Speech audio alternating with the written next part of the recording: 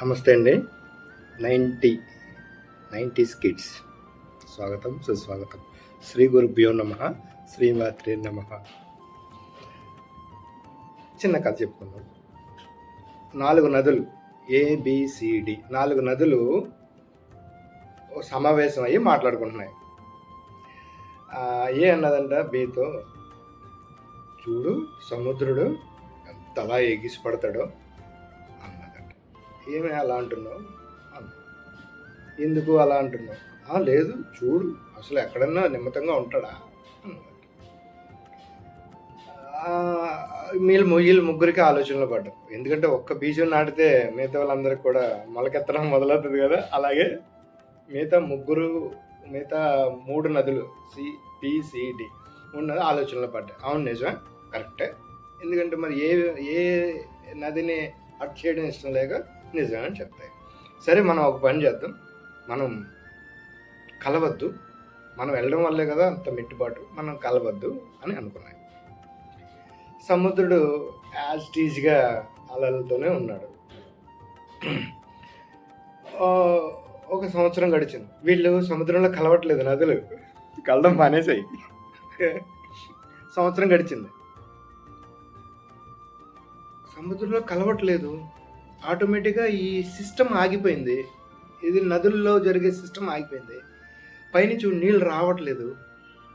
ఇక్కడ ఈ నది ఇక్కడే ఉండిపోయి నాచులు పట్టేసి, పురుగులు పట్టేసి వాటర్ అంతా పాడైపోవడం మొదలైంది, దుర్వాసన రావడం మొదలైంది. అన్నదంట, ఏంటే కొత్తగా ఈ స్మెల్ ఏంటే అన్నదంట.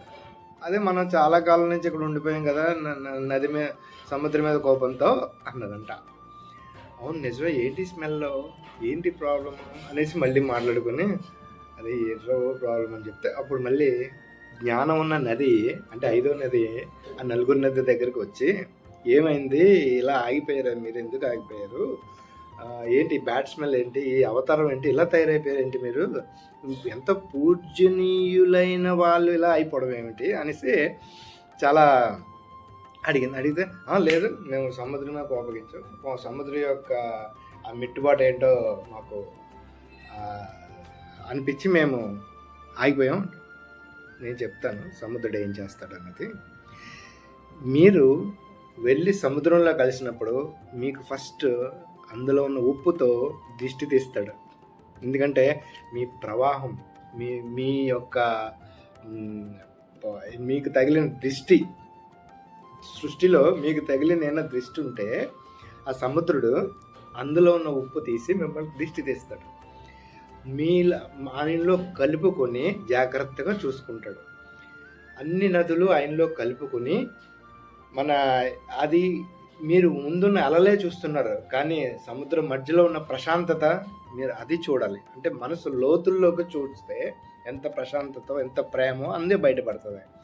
సముద్రుడు ఏం చేస్తాడు, మళ్ళీ అందులో కలుపుకున్న నదులను మళ్ళీ దాన్ని ప్రాసెస్ అంటే సృష్టిలో ఏం జరగాలో అంత జరిగి మళ్ళీ అది పైకి పంపించి, సూర్యరశ్మి ద్వారా అది మెల్ట్ అయ్యి పైకి పంపించి, ఏ నదిని ఎక్కడ పంపాలో మళ్ళీ అలానే ఫ్రెష్గా పంపించడమే సముద్రుడు చేసే అతి కష్టమైన పని. మరి సముద్రంలో కలిసిపోవడం అన్నది, సముద్రంలో కలిసిపోతున్నాం అంటున్నారు. మరి మళ్ళీ పుట్టాలంటే సముద్రంలో కలవాలి నది.